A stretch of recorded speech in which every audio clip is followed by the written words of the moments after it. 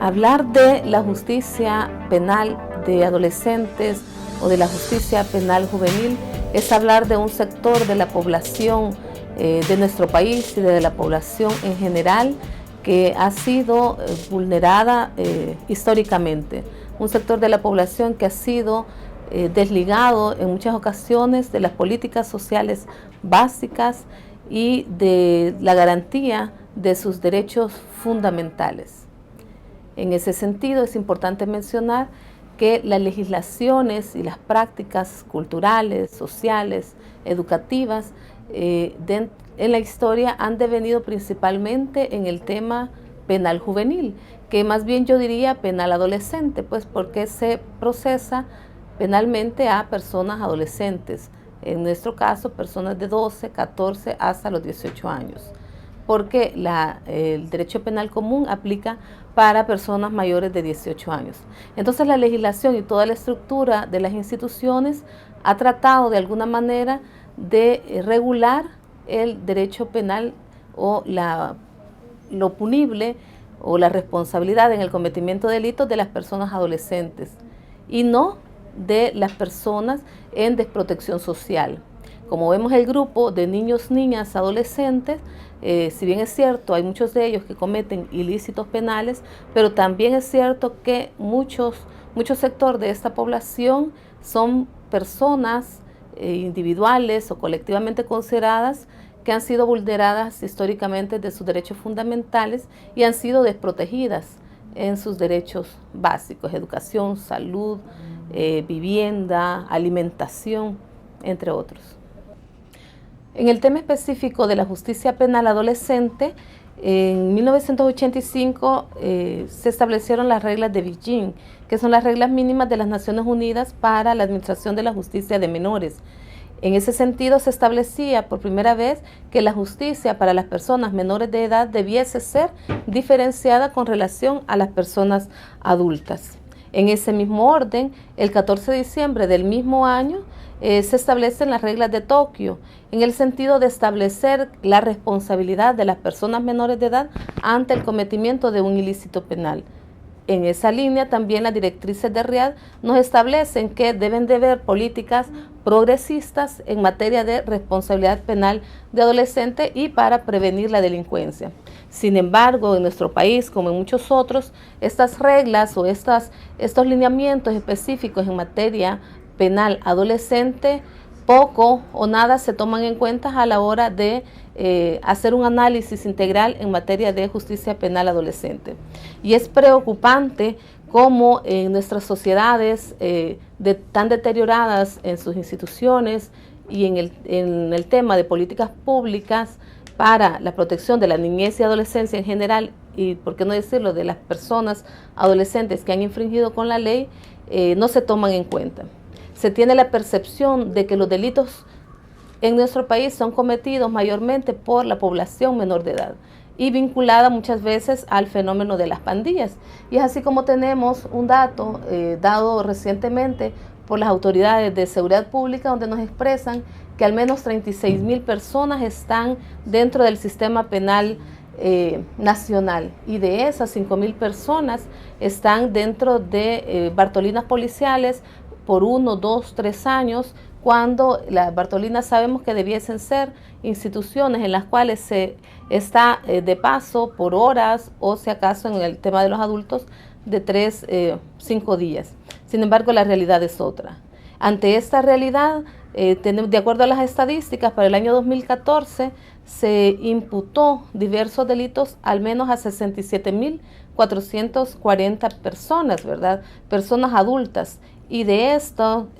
8,240 fueron imputaciones a personas adolescentes. ¿Qué queremos decir con esto? Que una persona de cada 10 personas que cometen delito es una persona menor de edad. Esto lo ha establecido UNICEF en su informe reciente 2015,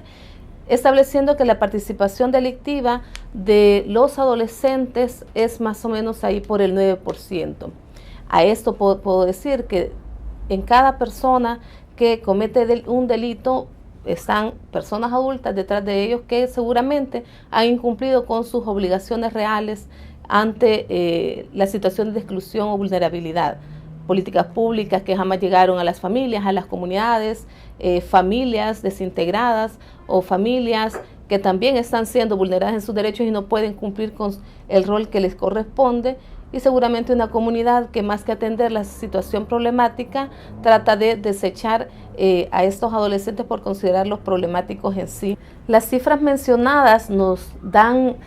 lugar a que pensemos qué está pasando como sociedad. ¿Será que todas estas políticas de represión punitiva están funcionando? ¿O será que realmente no estamos haciendo las cosas como debiésemos hacerlas?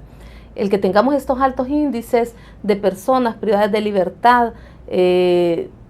no nos está dando como país una respuesta a la criminalidad en realidad, sobre todo cuando vemos las estadísticas que nos dicen que el flujo de personas privadas de libertad no disminuye el tema de los homicidios o la criminalidad en el país. Por ejemplo, recientemente el sociólogo Ignacio Cano, coordinador del Laboratorio de Análisis de Violencia de la Universidad del Estado de Río de Janeiro, hace un análisis y expresa que en El Salvador la fuerza letal y la presencia de ejecuciones sumarias está rebasando tanto el país que tenemos más o menos 35 muertes de personas en manos de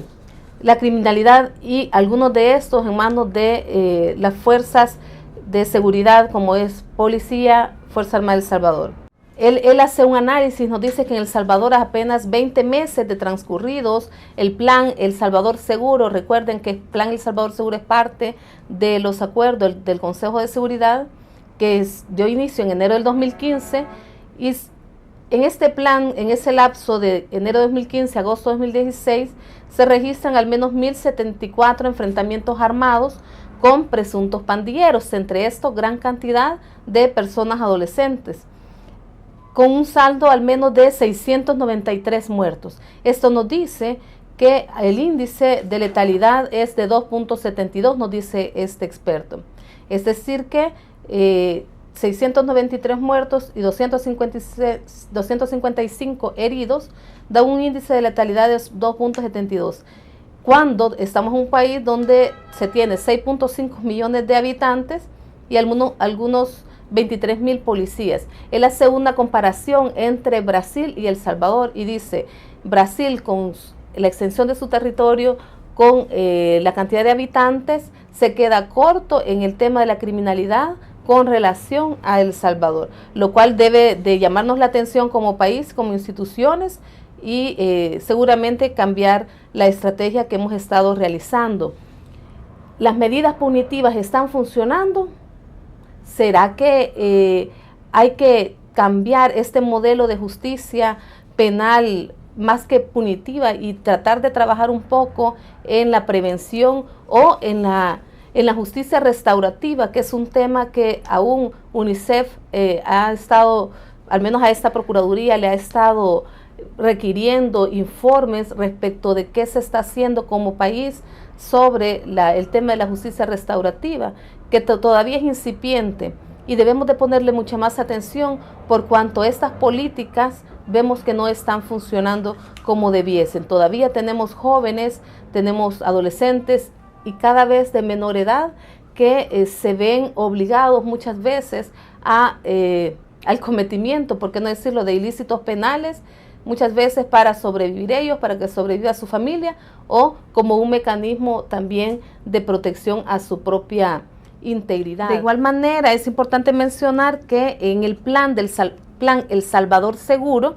se han establecido dentro del mapa ciertos municipios que han sido caracterizados como municipios de alta criminalidad, de alta violencia y de alto índice en el tema del cometimiento de delitos, sobre todo de homicidios. Yo no le llamaría municipios con alto grado de criminalidad, sino más bien municipios con personas que tienen sus derechos fundamentales vulnerados, desprotegidos o que han estado excluidos de las políticas sociales básicas y que se ha querido responder ante esa problemática con políticas represivas o con el sistema penal, en este caso con el sistema de justicia penal adolescente. En ese sentido, por lo menos para el 2015, se tenían 10 municipios caracterizados en el mapa de criminalidad, municipios que van a ser atendidos entre el 2015 y 2016 y son parte de las medidas extraordinarias que recientemente el gobierno ha dado a conocer y se mandó a llamar a la reserva de militares, si ustedes recordarán recientemente, para efecto de que se atendiera la problemática de criminalidad. Es importante que como país y sobre todo si nos llamamos un país democrático de derecho, vayamos consolidando estos esfuerzos por dar a los adolescentes, sobre todo a los adolescentes que de una u otra manera se ven en conflicto con la ley penal, de alternativas ante este tipo de situaciones. Y el uso de la justicia restaurativa y no la justicia retributiva como la hemos venido viendo por décadas, puede ser como un esfuerzo, un ejercicio que favorezca el clima de respeto de derechos humanos y favorezca el desarrollo de la población en general por medio de los adolescentes. La participación comunitaria en este esfuerzo es importantísima. El resarcimiento de los derechos de las víctimas que de alguna manera se ven dentro de estos procedimientos penales, ¿verdad?, de adolescentes, y el enseñarles a los adolescentes a responsabilizarse o responder de manera adecuada por el delito cometido. Creo que son ejercicios que desde las instancias que nosotros atendemos pueden dar buenos resultados para el desarrollo de nuestras sociedades. Para finalizar, quisiera dejarle 3 interrogantes. Primero, ¿cómo considera usted se encuentra en nuestro país el sistema de justicia penal juvenil? Segundo, ¿han funcionado los modelos retributivos? Y tercero, ¿considera usted que el enfoque de justicia restaurativa puede ser parte de una política de seguridad integral?